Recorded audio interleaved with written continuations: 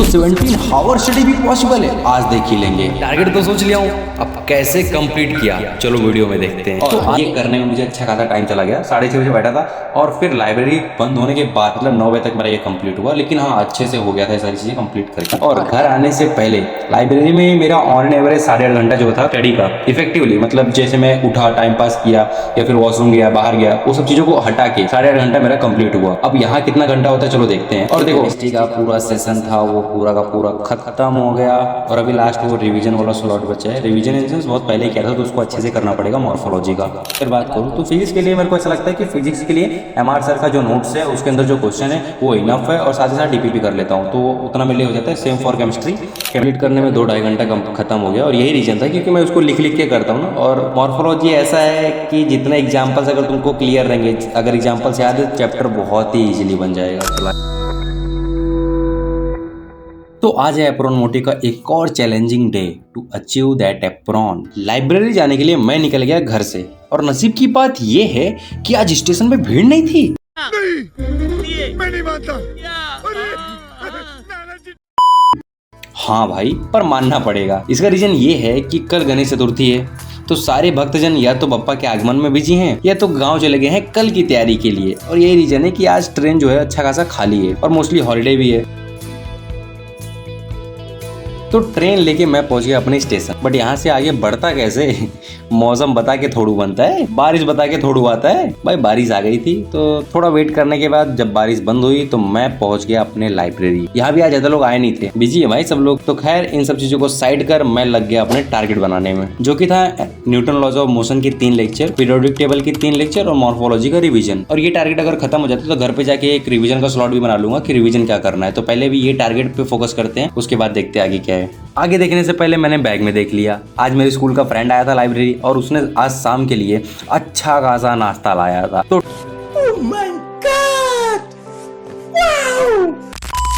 Target अच्छा खासा खत्म होगा तो जाके अच्छा खासा नाश्ता मिलेगा। तो शुरुआत न्यूटन लॉज ऑफ मोशन के लेक्चर नंबर 6 से कर रहा हूँ। अभी ये वाला चैप्टर मुझे 80% आता है, 20% वो फ्रिक्शन वाला पार्ट है ना, वो थोड़ा सा मेरे को प्रॉब्लम होता है। तो स्टार्टिंग का जो पार्ट है उसको नोट्स के थ्रू कर लेता हूँ और जो पार्ट उसके अंदर नहीं समझ में आता है, जो स्लाइड नहीं समझ में आता है, वो लेक्चर में जाके मैं उस पर्टिकुलर स्लाइड को देख लेता हूँ। एक कमेंट आया था कि मैं क्वेश्चन प्रैक्टिस कहाँ से करता हूँ, तो मैं फिजिक्स की अगर बात करूँ तो फिजिक्स के लिए मेरे को ऐसा लगता है कि फिजिक्स के लिए एमआर सर का जो नोट्स है उसके अंदर जो क्वेश्चन है वो इनफ है और साथ ही साथ डीपीपी कर लेता हूँ तो उतना मेरे लिए हो जाता है। सेम फॉर केमिस्ट्री, केमिस्ट्री में भी मैं लेक्चर के नोट्स देख लेता हूँ, उसके जो क्वेश्चन रहते हैं वो अटेम्प्ट कर लेता हूँ और डीपीपी कर लेता हूँ। बायो की बात करूँ तो बायो के लिए डीपीपी करता हूँ और साथ ही साथ या तो लाइब्रेरी का जो मतलब क्वेश्चन है ना पीडब्ल्यू के लाइब्रेरी से, तो वहाँ से अटेंड कर लेता हूँ। तो इतना इनफ हो जाता है मेरे लिए। वैसे आज की इस बढ़ती दुनिया में पार्ले जी बिस्किट कोई पूछता ही नहीं है, पर सच बताऊं एक दिन मैंने खाया और ये इतना एनर्जेटिक है कि 2-3 घंटा भूख ही नहीं लगता है। तो 2 बजे जो खाना खाने जाता था अब मैं 3-4 बजे जाता हूँ खाना खाने, तो एक अच्छा खासा टाइम कवर हो जाता है इसके बीच। और ऊपर से इस बिस्किट के साथ एमआर सर एक चाय का काम कर देते हैं। उनका एक तो फनी मोमेंट जो सारे रहते हैं, भाई इतना फनी मोमेंट्स रहते हैं बीच बीच में ना कि कुछ कहा नहीं सकता है। उसको अगर कैप्चर करके एक अलग मोमेंट बनाए तो मजा जाता है। तो पढ़ाते पढ़ाते माइंड भी फ्रेश कर देते हैं और इनके साथ कब टाइम निकल जाता है ना पता नहीं चलता, लेक्चर खत्म हो जाता है। और इनके साथ ही पहला टारगेट भी जो था मेरा पूरा खत्म हो गया। इसके बाद जो लेक्चर नंबर 7 था मैंने वो स्टार्ट किया। अब जो लेक्चर रहता है वो नोट से रिवीजन करना रहता है, अब खुद से कर रहा हूँ, कभी कभी जैसे बहुत बोर हो गया और या फिर एनर्जी थोड़ा सा डाउन हो गया तो भाई लगा लेता हूँ भोजपुरी गाना। और उसके बाद जो एनर्जी आती है और जो एनर्जी आने के बाद जो ग्राफ ग्रो होता है स्पीड का, वो अलग लेवल का रहता है। आप लोग भी कोई गाना सुनते हो क्या लेक्चर देखते टाइम या फिर पढ़ते टाइम या फिर बहुत ही सिंसियरली पढ़ाई करते हो?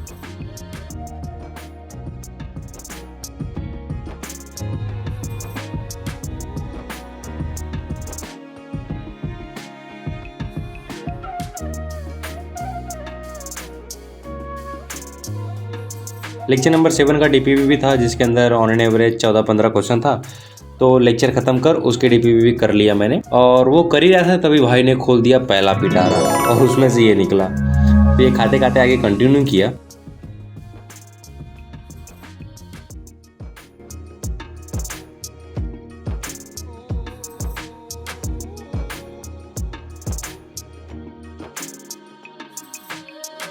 और इसका डीपीपी खत्म किया एक सिली मिस्टेक के साथ। और फिर लास्ट लेक्चर जो नंबर 8 था इसका, वो खत्म करके मैं चला गया खाना खाने के लिए।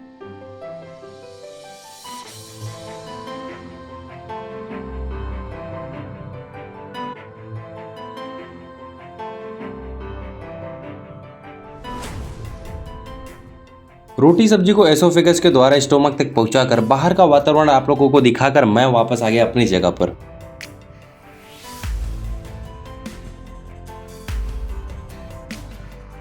वापस आने के बाद जो लेक्चर नंबर 8 मैंने कंप्लीट किया था उसका लास्ट डीपीपी बचा था, तो 10 क्वेश्चन थे। मैंने बोला फटाफट इसको कंप्लीट कर लेता हूँ। आज मेरे बाजू में यार एक भाई आए थे और वो जब से आए थे ना यार कंटिन्यू सो ही रहे थे। वो एक हैबिट है वो एक हैबिट रहता है जो वाह वाह क्या बात है, हैबिट बनाना पड़ता है। हाँ। Yes. अच्छा लेकिन ये है कि तुम्हारा भाई कंट्रोल कर रहा था कि कहीं तुम ना सो जाओ, और सफल रहा, पर देखते कब तक सफल रहता है। आज पता नहीं क्या हुआ है, हर डीपीपी में एक ही क्वेश्चन रॉन्ग जा रहा है, एक ही रॉन्ग जा रहा है। इसमें भी भाई एक ही रॉन्ग गया, वो भी सिली मिस्टेक। फिर इसी के साथ फिजिक्स का जो टारगेट था वो कंप्लीट हुआ, वो भी डीपीपी के साथ में। और फिर केमिस्ट्री के टारगेट की तरफ बढ़ा, जो यकीन 2.0 2024 वाला बैच था उससे कर रहा था, क्योंकि नए वाले बैच में पीरियोडिक टेबल जो है पढ़ाया नहीं था उन्होंने, तो जो लेक्चर 4 है वो चालू कर दिया नोट से पढ़ना।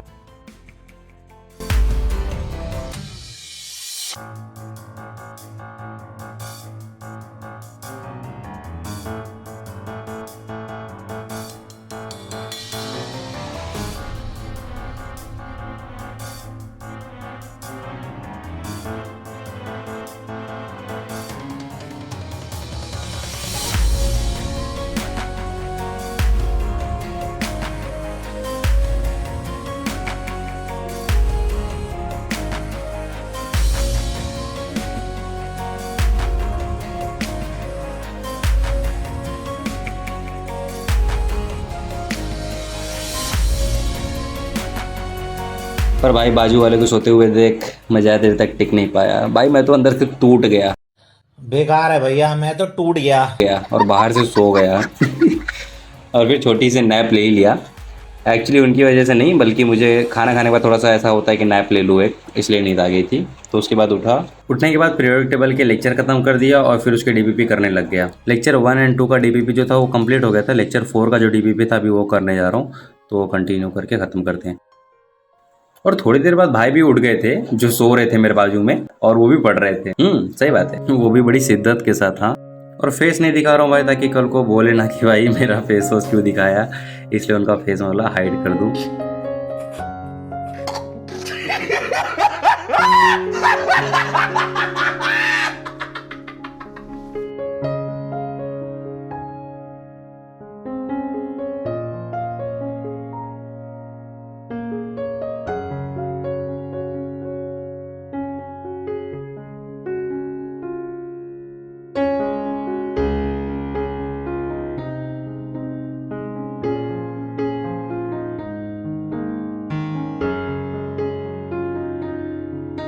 तो भाई फिर से एक मिस्टेक के साथ ये डीपीपी ख़त्म किया, और इसी के साथ जो केमिस्ट्री का पूरा सेशन था वो पूरा का पूरा ख़त्म हो गया। और अभी लास्ट वो रिवीजन वाला स्लॉट बचा है। रिवीजन इन सेंस बहुत पहले ही किया था, तो उसको अच्छे से करना पड़ेगा मॉर्फोलॉजी का। ये करते करते शाम हो गया और फिर मैं चला गया रिवॉर्ड की तरफ, जो था भाई चाय के साथ नाश्ता। हमारा रुतबा कुछ ऐसा है कि हम चाय वाले के पास नहीं जाते, बल्कि चाय वाले भैया को बुलाते हैं हम लाइब्रेरी में। एक्चुअली वो आते रहते तो हम उनको बुला लेते हैं। भाई फ्यूचर डॉक्टर हैं हम यार, हम थोड़ी जाएंगे पेशेंट के पास, मतलब जब तक सीरियस केस ना हो वो हमारे पास आएंगे। 5 रुपए के चाय के साथ 50 रुपए का नमकीन खाने का घमंड था, पर 50 रुपए की नमकीन ही नहीं जमा। और मेरे साथ जो ये इंसान है, ये इंसान थोड़ी ना, ये डब्बा है डब्बा, इसको अंदर कुछ भी डाल दो खोल के ये सब खा लेता है। वैसे यार मेरा वीडियो अगर तू देख रहा है भाई तो बुरा मत मान, मजाक में बोल रहा हूँ, बट ले सकते थोड़ा बहुत सीरियस। चल कोई बात नहीं, छोड़। तो खैर चाय नाश्ता कर, नीचे से एक वॉक कर, और छपरी पॉइंट से कुछ निब्बा निब्बी को दिखाकर मैं वापस आ गया मुझसे शादी करेगी या नहीं करेगी, मैं तेरे से लास्ट बार पूछ रहा हूँ। अपने पॉइंट पर, यानी कि अपनी जगह पर, पढ़ने वाली जगह पर।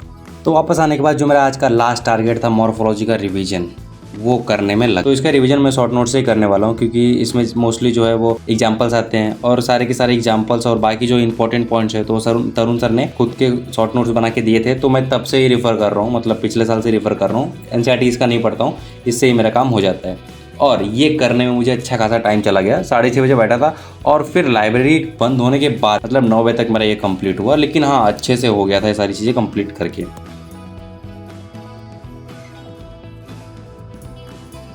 महाराष्ट्र में तो गणेश चतुर्थी मतलब बहुत ही धूमधाम से मनाते हैं यार। अभी कल गणेश चतुर्थी है, तो आज शाम से आगमन चालू हो जाएगा।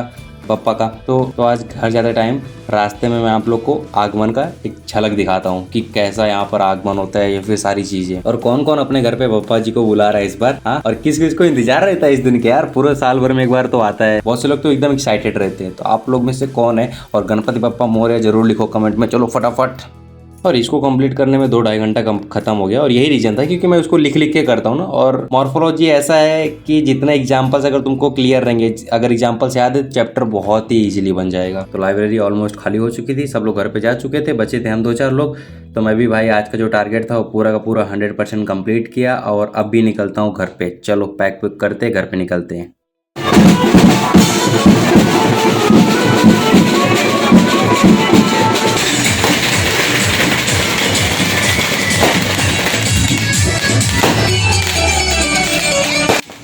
तो ये तो एक छोटी सी झलक थी पप्पा के आगमन का, और ऐसे ही बहुत धूम धड़ाके से पप्पा को लाया जाता है। तो रास्ते में तो भाई देखने मिल गया। अभी चलता हूँ घर पे, और घर पे आने के बाद देखो जितना इंपॉर्टेंट स्टडी होता है उससे ज्यादा इंपॉर्टेंट है रिवीजन। तो मैंने रिवीजन का स्लॉट बना लिया, और पहले यूनिट्स एंड मेजरमेंट से स्टार्ट किया, और इसके शॉर्ट नोट्स से। तो पहले यूनिट्स एंड मेजरमेंट से स्टार्ट किया, और इसके शॉर्ट नोट्स सर ने दिए हैं और मैंने बनाया भी नहीं था, तो इसलिए मैंने इससे रिवीजन किया। और घर आने से पहले लाइब्रेरी में मेरा ऑन एन एवरेज 8.5 घंटा जो था स्टडी का इफेक्टिवली, मतलब जैसे मैं उठा, टाइम पास किया, या फिर वॉशरूम गया, बाहर गया, वो सब चीजों को हटा के 8.5 घंटा मेरा कंप्लीट हुआ। अब यहाँ कितना घंटा होता है चलो देखते हैं। और देखो मेरा डेली का ऑन एन एवरेज जो रहता है 10.5 से 11.5 घंटा इफेक्टिवली होता है, मतलब इफेक्टिवली। बट 17 घंटा स्टडी करना इफेक्टिवली मुझे नहीं लगता कोई कर सकता है, क्योंकि इफेक्टिवली का मतलब क्या होता है मेरे हिसाब से, आप अगर उठ रहे हो बुक को छोड़ के तो उस टाइम को आप काउंट नहीं कर रहे हो। मेरे हिसाब से जो काउंटिंग टाइम रहता है कि आप जब स्टडी कर रहे हो उस टाइम का ही स्टडी रहता है। तो 17 घंटा मेरे हिसाब से इफेक्टिवली स्टडी नहीं पॉसिबल हो सकता है, जो चीजें बोली जाए तो, क्योंकि उसके बाद तो दिमाग भी बोल देगा यार प्लीज अब तो मेरे को छोड़ दे। तो ये रिवीजन भी खत्म किया, उसके बाद ही मैंने उठा। अभी के लिए इतना ही, और अभी कोई डाउट हो तो कमेंट में बता देना,